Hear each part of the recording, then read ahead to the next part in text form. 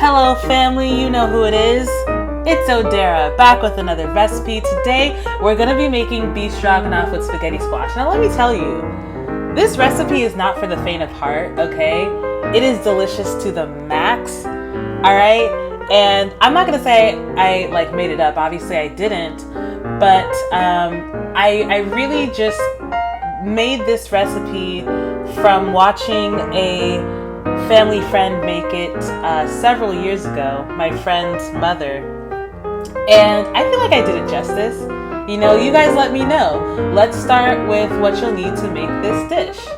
First, you're gonna need half a spaghetti squash, a little can of mushrooms, Mexican crema, some garlic salt and some onion powder, half a pound of ground beef, and beef broth. You're also going to need a big knife to cut the spaghetti squash, and a baking pan and parchment paper to bake the spaghetti squash in, and a frying pan to cook everything, and a half cup, measuring cup I think that is, and a quarter teaspoon.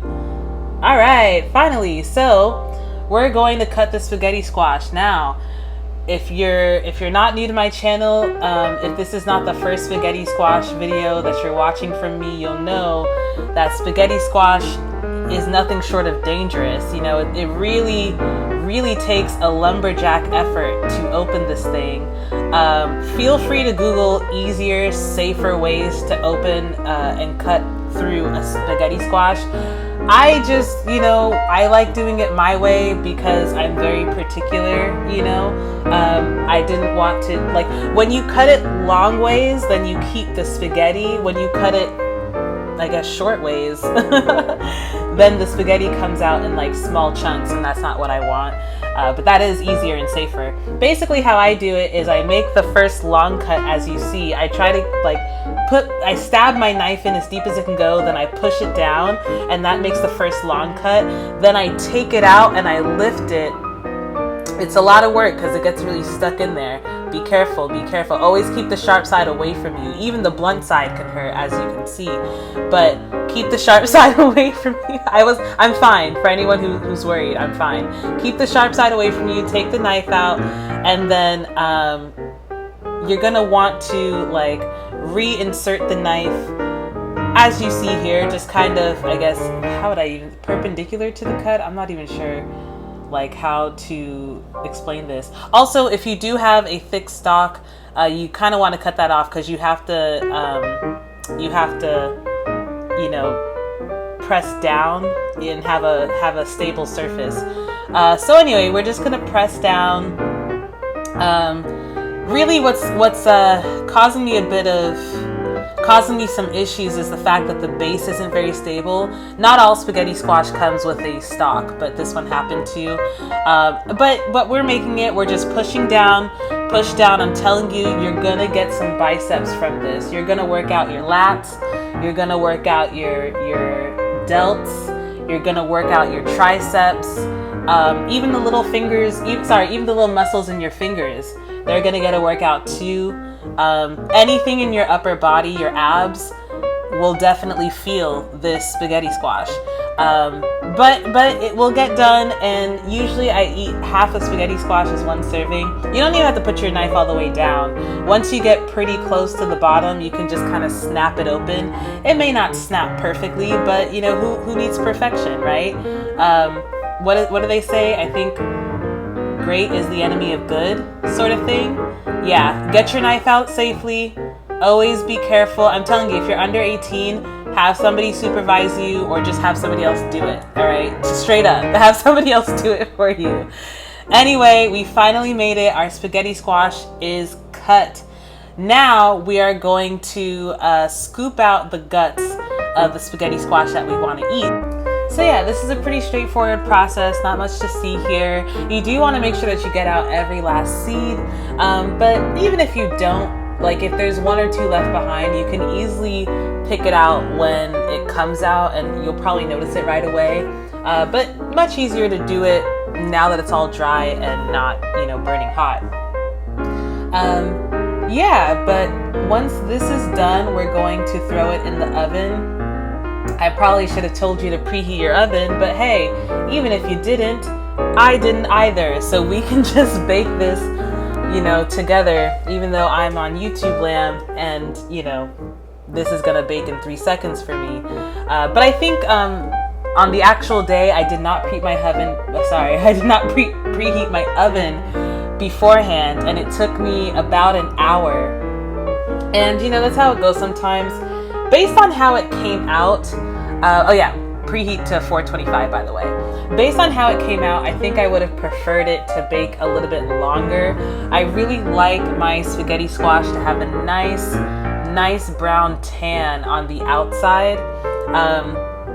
It's not a do or die situation, especially with this recipe, because you will cook it a little bit further once it comes out. So that might have been why I didn't care so much.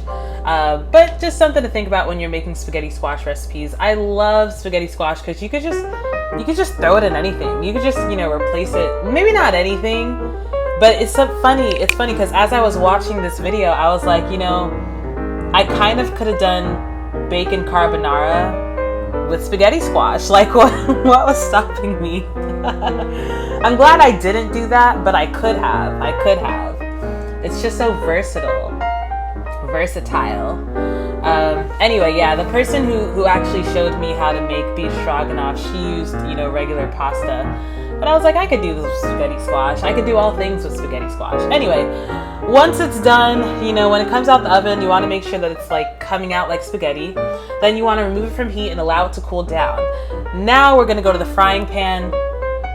Is it a frying pan if you're not frying something? I guess so. We're going to go to the frying pan and we're going to cook our beef.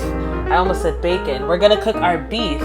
And, you know, we're just going to brown it and season it. This is going to carry a lot of the seasoning, maybe not all of it, but most of the seasoning. We're going to round out the seasoning at the end with some beef broth. But, you know, we're going to throw in the garlic at this step. We're going to put in the onion at this step. And this will kind of form the base of our seasoning for the most part. So yeah, it's just a lot of cutting. I recommend using a fork and knife, or I don't know, a real utensil if you're into that.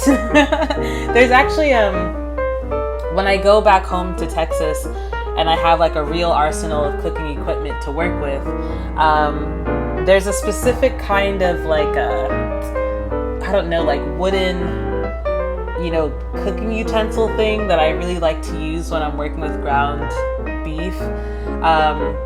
I'll try to flash it on the screen if I can find it on Google, but I wouldn't even know what it's called, so it's kind of hard to explain. It's kind of like a big spoon, but it's not a spoon. It's like a rectangle on top. And I know you guys are probably like, oh, well, that's like you're probably thinking of like one thing, but it's not bent at all. It's completely straight.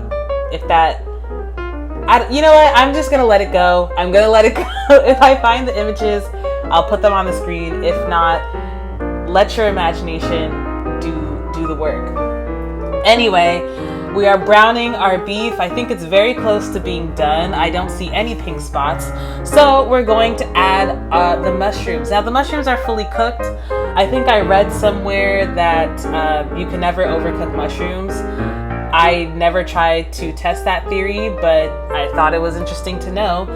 Anyway, these came in a can, so they're already cooked. And I just added them. I wanted to give them some time to infuse into the beef. And it doesn't need that much time at all. I mean, it's really up to you how long you want to cook it. But anyway, while that's going, you want to really scoop out the spaghetti squash. Make sure that you've separated all the spaghetti from the squash skin, because we're going to transfer that to the pan in just a moment. But before we do that, let's bring this Mexican crema back around. If you guys haven't noticed, anything that ever calls for cream, I'm probably gonna try using Mexican crema first. It's just delicious. It's rich. It's thick. You know, it's everything a cream could ever aspire to be. So yeah, we're gonna put that in the beef. Let it marinate with the mushroom and the beef and the seasoning. And without wasting much time, we're going to add the spaghetti squash right to it. And at this stage, I just want to mix everything around and make sure the spaghetti squash is fully incorporated in everything in the pan. Of course, the Mexican crema is not like a very watery liquid. It's like the opposite of viscous. I don't know what that word would be, but it's the opposite of viscous. So you definitely have to work it around the pan to get it into all the beef and everything. But once you've done all that, then you want to add some beef broth. I think you're just gonna add like a 1/4 cup. You don't even have to add so much if you don't want to. I forget, I don't think I ended up feeling like this was a bit watery, but I will say that you could add like parmesan at the end if you feel like it's a little watery. I don't know. But basically what you're gonna do here is let the spaghetti squash cook into the beef, and the beef should like evaporate over time and just kind of get into the spaghetti squash. And there you have it, you're done. You can sprinkle some parmesan on top, totally optional. But yeah, this is beef stroganoff with spaghetti squash. I really hope you liked it. If you did, leave a comment. If you didn't, leave a comment anyway. Here's the price per meal breakdown. Here are the nutrition facts. I hope you're having a lovely day. Like I said, comment, like, subscribe, and I'll see you next time. Bye.